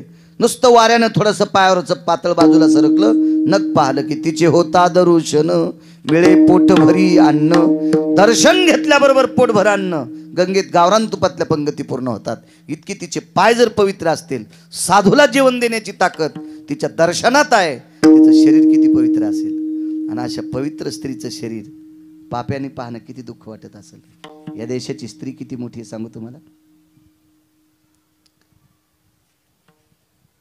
आदरणीय गुळीक साहेब, एका प्रांतीय राजाच्या पत्नीचं नाव होतं माझ्या माईंनो पद्मावती. तिचं नाव स्मरणात ठेवा. आपल्या देशातल्या पवित्र स्त्रियांची नावं तुमच्या ध्यानात असावा. ह्या टीव्हीतल्या बायकायची नाही ध्यानात ठेवली तरी धकू द्या. काय ते याला ध्यानात ठेवून तुम्ही घर फुकतान. आपण मग त्या घरात जाळ व्हायचा एखाद्या वेळेस त्या ध्यानात ठेवल्यावर. कधी कधी अधिकारी स्त्रिया ध्यानात ठेवा. ढाल छातीशी पुत्र पाठीशी कमरेला तलवार, कमरेला तलवार, ही एक होती नार रे, ही एक होती नार. या माऊल्यांची चरित्र लक्षात ठेवा. देव तुमचं कल्याण करील. आहोजीनं 4-6 पातशाहीपैकी 2 पातशाहीने मंदिरं पाडले. शिवलिंग भगवान शिवशंकराचे ज्योतिर्लिंगाचे मंदिरं पाडले. त्या मंदिराचा जीर्णोद्धार जिनं केलाय. आज तिच्या हातावर शिवलिंग असल्याशिवाय तिचं प्रतिमा नाही. ती अहिल्याबाई लक्षात ठेवा. अशा पवित्र स्त्रिया ध्यानात ठेवा ना, देव तुमचं कल्याण करेल. आहोजीने या देशाला तारा दिलाय. रयतेचे राजा छत्रपती शिवाजी महाराज दिले. अशा जिजाबाई साहेब लक्षात ठेवा. कारण तुम्ही तुमच्यातल्यात ठेवा ना, पण अधिकारी ठेवा. देव तुमचं कल्याण करील. तिचा पवित्रपणा मोजता येईल का? आणि तिचं शरीर उघडं पाहत असताना किती दुःख वाटत असेल तिला, काय वाटत असेल त्या द्रौपदीला. देवाला विनंती केली, देवा धाव रे धाव, देवा धाव, देवा बघ रे आपल्या बहिणीचं लाज राख रे. त्यावेळेला ओरडत नव्हती, आवाज हा अंतकरणातून देत होती. होतं उजव्या हातातला तांब्या टाकला होता. देवानं संवेदना दिल्या, ताई बकीट डाव्या हातात ते तसंच राहू दे, पण तुपाचा जो तांब्यामध्ये टाकला तो तांब्या उजव्या हातात घे. एका हातात बकीट, एका हातात वाढायला तांब्या आहे. आणि देवानं श्वासातून आत प्रवेश केला हृदयात आणि 2 हातं तयार झाली. ती देवाची हातं होती, ती पंढरपुरातल्या मालकाची हातं होती, ती जगाच्या बापाची हातं होती. आणि त्या देवानं प्राप्त केलेल्या 2 हातानं चोळीची गाठ मारली. हाक मारल्याबरोबर जगाचा मालक श्वासातून आत जाऊन, काम कशाचं पडलं होतं? चोळीची गाठ, स्तंभ फोडणे. आणि चोळीची गाठ मारली म्हणून मालक पहिल्या कडव्यात म्हणतात, केसर सेवोडी, केसर सेवोडी, केसर सेवोडी, केसर सेवोडी,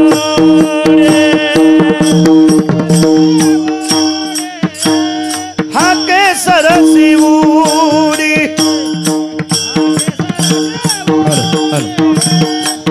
हा केसर शिवूडी, हा केसर सेवोडी, हा केसर सेवोडी, हा केसर सेवोडी, हा केसर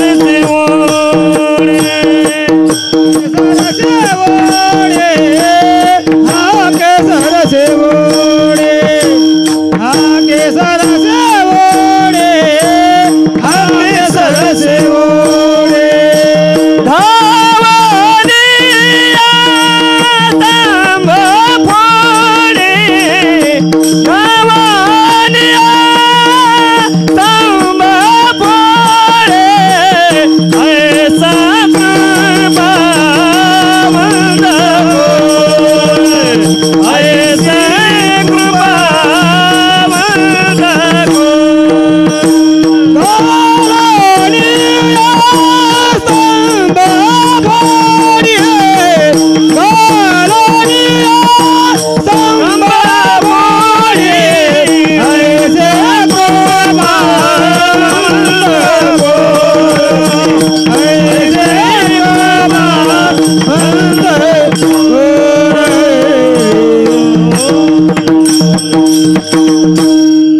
केसर शिवडी घालोनिया स्तंभ फोडी. हाक मारल्याबरोबर द्रौपदी करता धावली.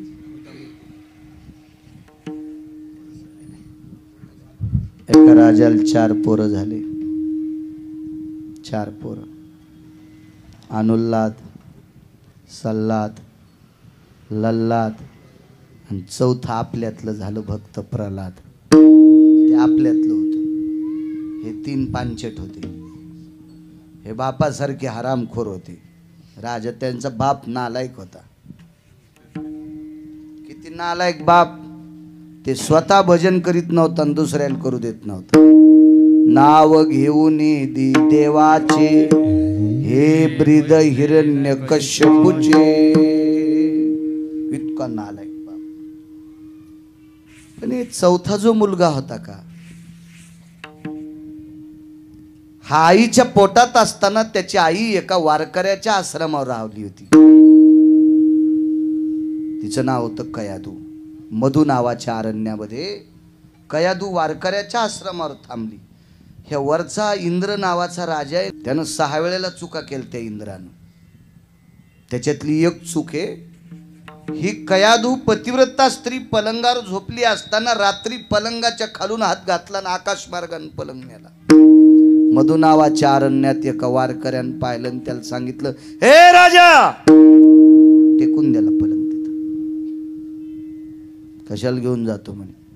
मधला प्रकार भागवतात आहे का, मी फक्त हाकेसर शिवडी सांगतो.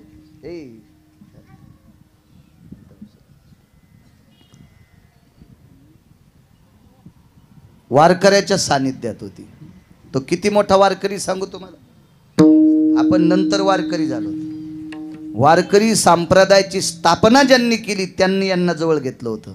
वारकरी संप्रदायाची स्थापना केली भगवान शिवशंकराने. एका जनार्दनी वैष्णव आणि शिरोमणी महादेव. आणि भगवान शिवशंकरानं भजन सुद्धा तीच परंपरा आहे, भजन करी महादेव. हे मृदंग नावाचं वाद्य शंकराचं आहे. शंकरानं आरक्षित केले वाद्य. भगवान शिवजी म्हणले वारकरी संप्रदायात वाद्य कोणतं पाहिजे तर पकवाज पाहिजे. शिवशंकरानं शिक्कामोर्तब केलेलं. मग शिवजीला भजन करण्याचा नाद होता, तर शिवजीच्या सोबत भजन करण्यासाठी 6व्या क्रमांकाचा संन्याशी घेतला. त्या संन्याशाचं नाव आहे नारद. सुर नर किन्नर नारद तुंबर गाती निरंतर रे. सुर नर किन्नर नारद तुंबर गाती निरंतर रे. माधवा मुरली मनोहर रे. माधवा मुरली मनोहर रे. सुर नर किन्नर नारद तुंबर गाती निरंतर रे. नारद हे भजन क्षेत्रामध्ये आधारी होते. सांब गायन करी नारद तुंबर. सांब गायन करी. सांब म्हणजे भगवान शिवशंकर. आणि अशा वारकरी संप्रदायातल्या आधारीव नारदांच्या आश्रमावर कयादू माता थांबल्या होत्या. पोटामध्ये बाळक असताना नारदानी भक्तीचे सूत्र सांगायचे आणि ते कयादू मातेने ऐकायचे. प्रल्हादी बिंबला उद्धवा लाधला कृष्णदाता. आणि मग तो पोटातच ते बाळकडू पाजले. मला असं वाटतं असे चिमुकले लेकरं घरात खेळत असताना आजीनं हरिपाठ म्हणावा, त्यांना एखादा श्लोक सांगावा, त्यांना एखादी ओळी म्हणायला लावा, त्यांना पसायदान म्हणायला लावा, एखादा तुकोबारायचा अभंग म्हणायला लावा, काहीतरी एखाद्या संतांच्या गाथ्यातला अभंग म्हणायला लावा. उद्या भविष्यात ते चमकतील ना. हा देश सांभाळायचा त्यांच्या हातात आहे ना. हे राज्य सांभाळायचं त्यांच्या हातात आहे ना. आपण गेल्यावर मग त्यांनी या राज्याची वाताहत करू नये याच्याकरता आज्यांना कळावं, आजोबांना कळावं, आपण नातवांना काय शिकवावं ते त्यांना सांगतात. गुटख्याची पुडी आणून दे.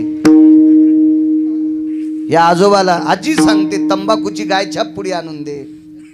ह्या आजीला आणि ह्या आजोबाला कोण्या समुद्राच्या खाडीत टाकावा, कारण ज्या खाडीत जास्त घाण जाती तिथं या दोघांना टाकावा असा यम म्हणत असेल. विठाला विठाला विठाला विठाला विठाला.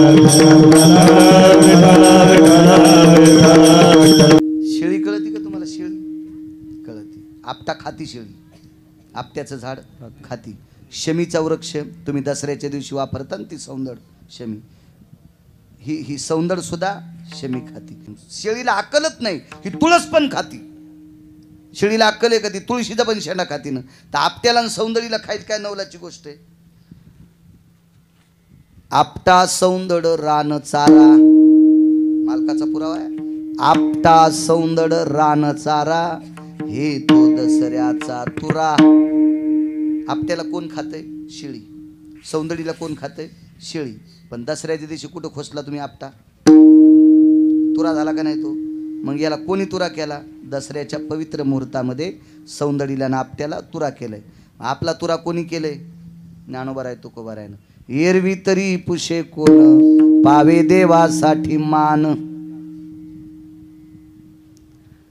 साहेबांच्या 9व्या माळ्यावर आम्ही पोचलो. त्या माळ्यावर राहणाऱ्या 2-3 घरातल्या मावल्या आल्या. त्यांनी सुद्धा आक्षेपण काढलं. गंध लावला कपाळाला. आपल्याकडे आक्षेपण काढण्याची पद्धत आहे. त्यांनी थोडंच साहेबांना विचारलं, बाळू महाराज कोण्या जातीचा आहे, तो किती श्रीमंत आहे, तो किती भिकारी आहे. काय नाही, अंगावरची कपडे पाहिली, धोतर शर्ट टोपी, गळ्यातली तुळशीची माळ पाहिली, कपाळाला तिलक पाहिला, म्हणून त्या मावल्या पाया पडल्या. त्या अधिकाऱ्याच्या बायका आहेत. बऱ्यापैकी त्यांचा संसार धकेल इतका त्यांच्या मालकाला पगार आहे, काही गरज नव्हती त्यांना पाया पडायची. पण ज्ञानोबराय तुकोबरायचं नाव घेणारा गिरगावचा बाळू आहे म्हणून पाया पडतल्या त्या. म्हणून बाळ्या तुला विनंती आहे की तू तंबाखू खात जाऊ नको रे बाळू. बाळू तू गुटखा खात जाऊ नको. बाळू तू बिडी वडी जाऊ नको रे. यम तुझ्या तोंडात लोखंडाचा रस होतीन. लोखंडाचा रस किती तापिलं लोखंड पातळ होते आणि किती गरम होईल ते रस, आणि ते रस विकून टाकल्या विकून निघल. आणि असा यम तुझ्या तोंडात टाकीन ना, लोक तुझ्या पाया पडते बाळ्या. असे व्यसन कर जाऊ नको तू. मी तुम्हाला रागीन म्हणून माझ्यावर गेलो, तिकडे गेल्यावर तुम्हाला फोकणार आहे. दुसरे आणू तरी कुठून मी. विठाला विठाला विठाला विठाला विठाला विठाला. हा चौथा पुत्र प्रल्हाद आहे. प्रल्हाद नाव का ठेवलं? परापश्यंती मध्यमा आणि वैखरी. 4 वाण्या आहेत माणसाला. परा पश्यंती मध्यमा आणि वैखरी. पराविया वाणी घोकीत नाम. परा नावाच्या वाणीनं प्रल्हादाने नारायण नामाचा उच्चार केला. ओम नमो भगवते वासुदेवाय. ओम नमो भगवते वासुदेवाय नामाचा उच्चार केला. नारायण नामाचा उच्चार केला परा नावाच्या वाणीनं. जन्माला आल्याबरोबर नारदानी मांडीवर घेतलं. जिभेचा शेंडा हलत होता आणि जिभेचा शेंडा हलत असताना काय म्हणतोय शेंडा, म्हणून नारदानं नुकतंच जन्माला आलेल्या बालकाच्या तोंडाला कान लावला. नामस्मरण येत होतं. परा नावाच्या वाणीनं चिंतन केलं. नाव प्रल्हाद ठेविले म्हणून प्रल्हाद नाव ठेवलं. प्रल्हाद प्रल्हाद. तुम्हाला एक माहित असेल, नामदेवरायाला मुलगा झाला. संत शिरोमणी नामदेवरायाला मुलगा झाला. नाव कोणी ठेवायचं? नाव कोणी? आपल्याकडे 2-3 वर्ग शिकली का तिला म्हणते ही मुलाची आंटी नाव ठेवीन. तिला आकलीचा कांदा आहे का? तिला कधी हरिपाठ पाठ आहे का? तिने कधी ज्ञानेश्वरी एखादी ओवी वाचिली का? तिला एखादा श्लोक आहे का? मग अशा पांचटबाईच्या हातानं नाव ठेवल्यावर पोरग नीट वागन का? याचा तर विचार थोडाफार करावा लागेल की नाही? तिला थोडा तरी अधिकार लागेल ना. तिला डोकं थोडंसं तिचं बुद्ध्यांक तिचा परमार्थावर आरूढ पाहिजे का नाही? आपण 2-4 वर्ग शिकलेले माणसं हे नाव ठेवतील. ते काय नाव? त्यानं नाव ठेवल्यावर पोरग जगाला नाव ठेवणार आहे आणि अख्खं जग त्याच्या नावानं थुकणार आहे. काय नाव नाव अधिकारी. किती लोक असतील तिथं नामदेवराला मुलगा झाल्यावर. पण नामदेवराला मुलगा झाल्याच्या नंतर नाव कोण ठेवायचं? तर जनाबाई. जनी म्हणे नामदेवा नाव नारायण ठेवा. जनी म्हणे नामदेवा नाव नारायण ठेवा. जनाबाई पाळणा घालीत होत्या. पाळणा हाकीत असताना बाळ पाळण्यात झोपायचं आणि जनाबाई तिथं काहीतरी दळण निवडीत बसायच्या. ज्वारी वगैरे काय असेल ते असं निवडीत बसायचं. निसणं म्हणतात का? निवडणं तुम्ही? निवडणं. जसं तुम्ही तांदूळ निवडीता ना तसे निवडीत बसल्याच्या नंतर त्या घरात नामध्वनी येत होता. जनाबाई चौकड फिरायच्या. पण त्यावेळेला पाळण्याच्या जवळ आल्यावर जास्त नाम लक्षात आलं. नामधारक मुलगा आहे. जनी म्हणे नामदेवा नाव नारायण ठेवा. काय महाराज नाव? काय तात्विक नाव होते. राजा परीक्षिती नाव का पडलं? त्याच्या आईनं देवाला हाक मारली. हे हाकेतच येते बरं. आता हे पण हाकेसर शिवडीतच येतं. उत्तरेच्या अंगावर ब्रह्मास्त्र सोडलं. चला 2 सांगतो हाकात थोड्या वेळामध्ये. वेळेच्या पुढे नाही जाणार, इतकं लक्षात ठेवा. उत्तरेच्या अंगावर ब्रह्मास्त्र अश्वत्थामानं सोडलं. अश्वत्थामा हा द्रोणाचार्याचा पुत्र आहे, चिरंजीव आहे, पण वर्गात बसला नाही म्हणून मूर्ख झाला. संगतीने माणूस मोठा होत असतो आणि संगत चांगल्याची भेटली की माणसानं संगत सोडायची नसते. संगतीत माणूस मोठा होत असतो. संगतीची फार मोठा लाभ आहे. तुमच्या घरात जर उंदरं निघले तर काय करता तुम्ही? एकूण एकीची शपथ आहे तुम्हाला, इमानदारीने सांगा. मारता का नाही? गोळ्या टाकून मारता का नाही? ते खटका लावून मारता का नाही? ते खटका असतो ना असा ते पिंजरा. आणि आता एक प्याड निघला साहेब. त्याला आपण मग ते उंदीर शेंगादाणा खायला जातो मधात चिटकवतो, त्याचे पायच निघत नाही. मग नंतर तो तुम्ही उंदीर असा साजूकसा धरता आहे का नाही, आणि त्याला मग पैशाच्या कपाटात सोडिता नाही का? नाही आहे का नाही? डस्टबिनमध्ये टाकून कचऱ्याच्या गाडीत फेकून देता. कोणाला? उंदराला. आणि तोच उंदीर जर चतुर्थीच्या दिवशी गणपतीपाशी जर दिसला तर मग कशाचा मोदक? खव्याचा मोदक. एरवी उंदर निघल्याच्या नंतर तुम्ही मारता सगळे. आणि तोच उंदीर जर साहेब चतुर्थीच्या दिवशी गणपती बाप्पाच्या पशी दिसला तर खव्याचा मोदक खाऊ घालतात. उंदराला ताकद कोणामुळे आली? म्हणून मला असं वाटतं ह्या पण चांगले कपडे घातलेल्या उंदरायनं, डागडागिनी घातलेल्या उंदरिणींनी गणपती बाप्पाच्या जवळ गेलं पाहिजे. गणपती बाप्पा म्हणजे विद्येचं सूत्र, दैवत आहे, बुद्धीचं दैवत आहे. म्हणून चांगल्याच्या सानिध्यात गेलं की माणूस मोठा होत असतो. तुम्ही मिठाची बरणी कुठं ठेवता? गॅसच्या वाट्यापाशी. आणि तुपाची कशा हुशार आहेत बघा साहेब. ठाण्यातल्या बायका हुशार आहेत, त्या राहत्यातच ठाण्यात, त्याच्यामुळे त्या कशा ठाण चुकत्याल बरं. मिठाची बरणी गॅसच्या वाट्यापाशी, तुपाची बरणी कपाटात. ती मिठाची बरणी गॅसच्या शेकानं तिरपट झाली, तोंड एकीकड बुडी एकीकड, कोणीकडची कोणीकडे वाकून गेली, आहे का नाही. तुपाची बरणी कुठं असते? कपाटात. तुपाच्या बरणीला तुपाची संगत झाल्यामुळे बरणीची किंमत भया. त्या बरणीला किंमत कोणामुळे आली? तुपामुळे. कशात गेली ती? कपाटात. आता मीठ काय वाईट नाही हो, पण स्वस्त असतं ना, म्हणून बरणीची तितकी किंमत नाही ना. इकडं सरके हो, तिकडं सरके हो, इकडं सरके हो. आणि काय मिठाच्या बरणीत कोणी हात घालतं, चमचा घालतं. तुपाच्या बरणीत तसं नसतं. पुरणपोळी वरण भात केला तर ढक्कन उघडतं. वांग्याच्या भाजी तुपाची बरणी कशाला जाईल? मीठ तर कशावर जातं नो, कशावर जातं, कशावर जातं. संगतीचा परिणाम आहे. मग आता प्लॅस्टिकच्या बरणीचा काय दोष आहे? तिनं जर तुपाची संगती केली तर तितकं इतकं वजन वाढतंय. तर ह्या जिवंत बरणीनं जर चांगल्याची संगती केली तर किती वजन वाढन याचा विचार करा ना तुम्ही. संगती चांगल्याची असाल माणसं, चांगल्याची. अश्वत्थामा चिरंजीव आहे, पण संगती नव्हती चांगल्याची. मूर्ख लोकांची संगत. 24 लोक नालायक आहेत महाभारतात साहेब, त्याच्यापैकी एक अश्वत्थामा पण आहे. ब्रह्मास्त्र अश्वत्थाम्याने सोडलं उत्तरेच्या अंगावर. उत्तरेनं भगवंताचा धावा केला. भगवंताने सूक्ष्म रुद्रला ओठातून प्रवेश केला आणि गर्भकमळामध्ये जगाचा मालक जाऊन सुदर्शन फिरत होतं. ब्रह्मास्त्र विलीन झालं. 9 महिन्याच्या नंतर बाळाचा जन्म झाला. आणि उत्तरेनं लक्षात घेतलं, उत्तरा म्हणजे अर्जुनाची सून आहे. उत्तरा म्हणजे अभिमन्यूची पत्नी आहे. अर्जुनाची सून आहे, अभिमन्यूची पत्नी आहे. पंढरपुरातल्या मालकाची भाची सून आहे. अभिमन्यू हा पंढरपुरातल्या मालकाचा सक्का भाचा आहे आणि सख्खी भाची सून आहे. काय नाता असेल गोड हो. मामे सासरे किती मोठे होते तिचे. जगाचा कारभार सांभाळायची ताकद जिच्या मामाते मामे सासरे ते काय ताकद. आणि मग 42व्या दिवशी पंढरपुरातल्या मालकाच्या मांडीवर पोरग दिलं.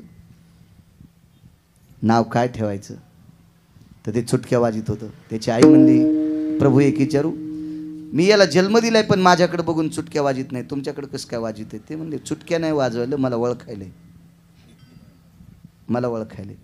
हा पोटात असताना मी याचं संरक्षण केलं, यानं मला मध्ये पाहिलं आणि संरक्षण करणारा मीच आहे अशी यानं खरोखर परीक्षा केली. इति नाम परीक्षिती. हा त्रोटक पुरावा सांगितला. अजून परीक्षितीचे 6 आकार नाहीत. पुन्हा कधी योग. बापाला सहन झालं नाही मुलाचं भजन केलेलं. मुलाला विचारलं, का रे भजन का करतो? करणार म्हणले भजन. भजन करू नये म्हणून एका शाळेत टाकला. ती शाळा भजनाच्या विरोधातली होती. तिथले मास्तर होते षंड आणि आमर्क. त्या गुरुजींचं नाव काय होतं? षंड आणि आमर्क. ते धर्माच्या बाहेरचं काम करायचे. मंदिरं पाडून टाका, मंदिराला किलूप लावा, गंगेत आंघोळ करायची नाही, कपाळाला गंध लावायचा नाही, गळ्यात तुळशीची माळ घालायची नाही, तुळशीवंत लावून ठेवायचं नाही, असं शिक्षण देणारे होते ते. पण याच्याकडे इतकी बुद्धी होती, याला नारदाचा प्रसाद लाभला. एके दिवशी गुरुजीने त्याचा कान पिळल्याबरोबर याच्या कानातून गुरुजीच्या हातात करण गेलं. गुरुजीत म्हणू लागले, श्रीकृष्ण गोविंद हरे मुरारे हे नाथ नारायण वासुदेव. श्रीकृष्ण गोविंद हरे मुरारे हे नाथ नारायण वासुदेव. नामाची शक्ती मोठी झाली, भक्तीची शक्ती प्रबळ आहे. महाराज, भक्तीच्या शक्ती इतकी जगात शक्ती कोणती नाही. धरीला पंढरीचा गळा बांधोनिया दोर. देवाला बांधता येतं का? नाही, पण भक्तीच्या बळावर. होय भक्ती केला पूर्वी धरावी ती इच्छा. भक्तीची ताकदच इतकी मोठी आहे महाराज.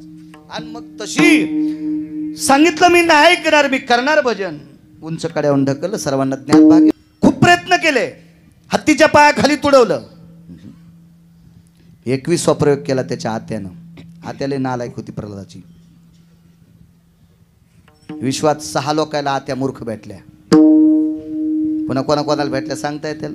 तुम्ही म्हणताल तुला कशाला बोलले, आम्हाला सांगायचं असतं तर मग तुला बोललंच नसतं ना. परभणीहून इतक्या लांब तुला बोललेच कशाला, तुला सांगायलाच बोलले ना. अशा हुशार आता. पण मी पण एकच आत्या सांगणार आहे. मी थोड्या गोत्या घातल्या सगळ्या आत्या सांगायला तुमच्या. प्रल्हादाची आत्या 1 नंबरला मूर्ख साहेब. तिला अग्नी प्रसन्न होता. त्या आत्याचं नाव सांगता येईल तुम्हाला? हे पुढचं नाव झालं. हे होळीच्या दिवशी जळाली म्हणून होलिका नाव. मागचं सांगता येतं का? कोणी म्हणतंय द्रोणागिरी नावाचा पर्वत आणला बरं का. पण द्रोणागिरी पर्वताचं मागचं काय नाव होतं सांग ना सोमळ्या. तू रामायण सांगतो ना रे, माणसं मारतो का रे. द्रोणागिरी नाव कधी पडलं? शबरीनं 2 द्रोण बोरं काढले. 1 बोराचा द्रोण दिला प्रभू रामचंद्राला, 1 द्रोण दिला लक्ष्मणजीला. आता मालक आहेत न म्हणे उच्चिष्ट आत्वा थोडे, तुका म्हणे भक्ती पुढे. शबरीनं बोरं ज्यावेळेला टोकरले ते नखान नव्हते टोकरले. असेल का तिला पेस्ट हो? तुम्ही जे ब्रश वापरता ते असतील का? नमुन्याच्या त्या ट्यूब असतील का? काय नाही. लिंबाच्या काडीनं दात घासायची. महाराज देवाला या शरीराशी संबंध नाही, देवाला आतल्या शरीराशी संबंध. हो, त्याला ते लागते. गवळी याची ताक पिरे कोण पोरे चांगली. काय त्याला. आणि ती बोरं अशी टोकली. आता लक्ष्मणजीनं वरच्या शरीराचा विचार केला. काय हिचे दात लागलेली बोरं कसे खा. आमच्या लक्ष्मणजीनं तसंच नाटक केलं. बोलत बोलत पर्णकुटीच्या बाहेर गेले आणि मागं जाऊन द्रोण फेकून दिला. कोण्या पर्वतावर पडला द्रोण? कोण्या पर्वतावर पडला? द्रोणागिरी द्रोण पडड्याव झाला माझ्या माईनो. द्रोण जिथं फेकला का त्या पर्वताला द्रोणागिरी नाव पडे. पण द्रोण फेकायच्या अगोदर काय नाव होतं? उद्या दिवसभरात वाचा. विठाला विठाला विठाला. मला महात्मे सापडे वैकुंठवासी माधव महाराज मगर धर्मभास्कर वक्ते बाबा महाराज. हे पुराणातले बादशाह होते. बादशाह. त्याच्यानंतर असा किस काढा वाटतो पुराणाचा. नुसतं पुराण पाहते, नुसतं पुराण. मला नाही, मला संत चरित्र आणि पुराण या 2 गोष्टीच्या व्यतिरिक्त विश्वातलं काही आवडत नाही. विठाला विठाला. तिचं नाव आहे शिविका. तिच्या नवऱ्याचं नाव सांगता येईल? त्याचं नाव होतं विप्रचिती नावाचा राक्षस. लक्षात ठेवा. आपल्या संस्कृती आपल्याला लक्षात असावा, आपल्या पुराणातले पाड्या आपल्या लक्षात असावं माझ्या माईंनो. चला. तिला अग्नी प्रसन्न होता. नसके बुवा अग्नीत हात घातला की ती जळत नव्हती. जळत नव्हती. होळी साहेब जळत नव्हती. ती अग्नी प्रसन्न होता. पण चांगले काम करत असताना अग्नी प्रसन्न, वाईट काम करताना कसा अग्नी प्रसन्न होईल? भावाला सांगितलं 20 प्रयोग केले, मुलगा मेला नाही. आता 21वा प्रयोग मी करते. गावाच्या बाहेर सरपंच जमा कर, गौऱ्या जमा कर, लाकडं जमा कर, ज्वलनशील पदार्थ जमा कर. त्याचा ढीक कजला, त्याच्यावर बसली आणि प्रल्हादाला मांडीवर घेतली. बांधा तारेनं. ते मला बांधूच नको, मी तुला सोडितच नाही. आत्याला पक्क धरलं भाषानं, पेटून दिलं. बहीण भावाला म्हणली दादा तुला पोरग जळताना पहाटायचं ना, तू घरी जाय. भावाला काढून दिलं. अग्नी पोळ लागला, बोंबलू लागली. म्हणलं आत्या रडू नको, थोडंफार पोळतच असतंय, रडू नको, जरासं पोळतच असतंय. आत्याची राग झाली. महाराज भक्ताच्या सानिध्यात जळाली म्हणून जगदंबा प्रसन्न प्रगटली. म्हणून तिच्या अंगाची ती राख होळीच्या दिवशी आपण गंध म्हणून कपाळाला लावतो. चला, त्याचे दुसरे कारण आहेत. पुन्हा आपल्याला फक्त हा केसरची उडी बघायची. ओढीला आले म्हणले प्रल्हाद आत्या. म्हणलं पहाटच्या एसटीने निघून गेल्या. सकाळच्या 4च्या रेल्वेनेच गेल्या. अरे त्यांना लुगडं घेतलं नाही. मी म्हणलं होतं ठाण्यातून ते लुगडं आणतील तुम्हाला, पण त्या म्हणल्या जाऊ द्या आता पुढच्या वेळेला 2 लुगडे नेसन. आत्या निघून गेल्या. बापाने विचारलं निघून गेल्या म्हणजे? म्हणलं वरी गेल्या. कस काय गेल्या? जळाल्या. अग्निप्रसन्न. म्हणलं वाईट काम करताना अग्निप्रसन्न असतो का? बापाने विचारलं तू देव तरी कुठे? विठ्ठल जळी स्थळी भरला त्रिजा ठाव नाही उरला. आज म्या दृष्टीने पाहिला विठ्ठलची विठ्ठल जळी स्थळी काष्टी पाशानी. सर्वत्र देव आहे, कणा कणात देव आहे. खांबावरी लात मारिली दुर्जने स्तंभी नारायण प्रगटला. अकराळ विकराळ रूप प्रगट झाला. विज्ञानानं किती शहाणपणा केले वासरूप प्रगट होईल. डोकं शिवाचे, शरीर माणसाचे साहेब, आणि हाता अस्वलाचे आहेत. पारणी रिसायाम शिरसादी केशरी काया ती मानवीन तनु येती गंधा रूपे शित्रिपयो भयती संगा पारणी रतिरिसायम तनु याती काया येतो ती मानवी सकला स्थितायाम शिरसा जयो योनी केशरी ती पावू. केशरी म्हणजे शिवाचं डोके, काया शरीर मानवाचं आहे आणि हात रिष म्हणजे अस्वलाचे रूप प्रगट केलं. विदारोनी दैत्यपण प्रेम पाना पाजिला पांडुरंगे येऊ पांडुरंगे जीवाचे जीवलगे येऊ पांडुरंगे विदारोनी दैत्य प्रेम पाना पाजिला. हाक मारल्याबरोबर देव आले. शुष्क काष्टी गुर गोरे नाजहारे नगरेता पाचारेला सरजावे ऐसी सवे बराणे. शुष्क काष्टी गुर गोरे नाजहारे नगरेता पाचारेला सरजावे ऐसी सवे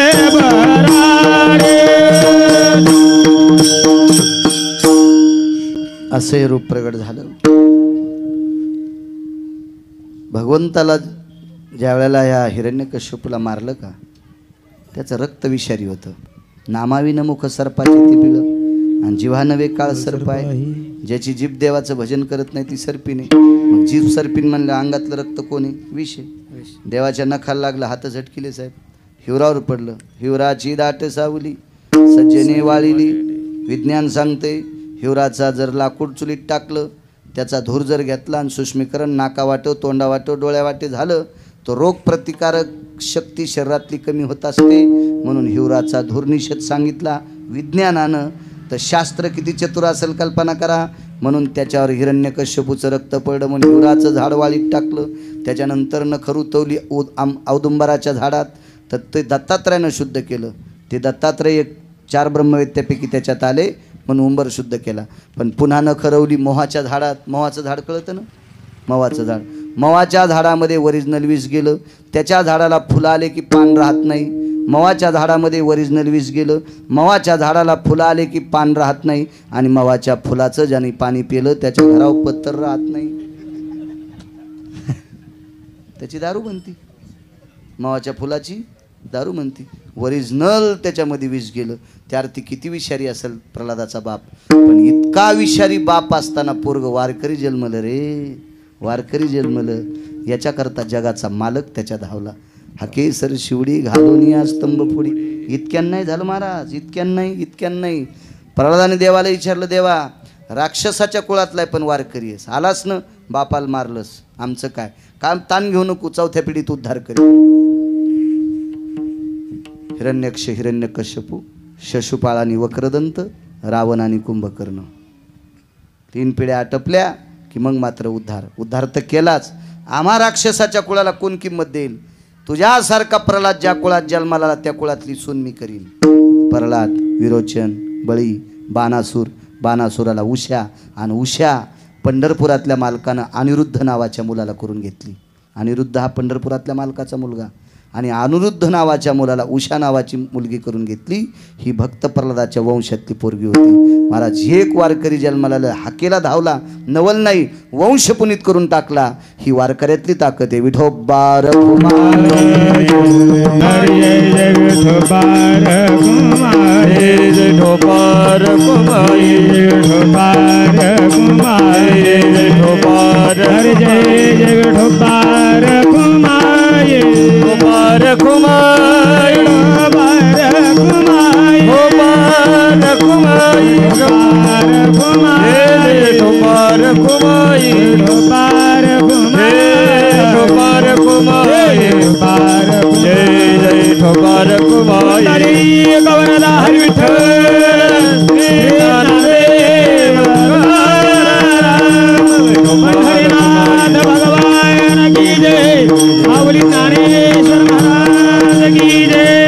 जगद्गुरु श्री संत तुकाराम महाराज की जय.